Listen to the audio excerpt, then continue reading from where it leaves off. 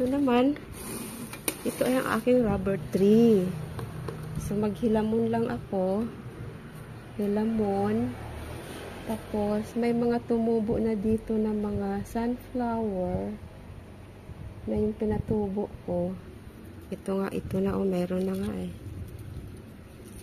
Ang gagawin ko, lagyan ko na lang ito ng soil. Diba? Lagyan ko na lang ng soil para tumaba itong mga natumubo ng mga sunflower. At mamaya didiligan natin ng fertilizer. So, ganito lang. Ito yung naputulan ko eh. Yan aking napropa.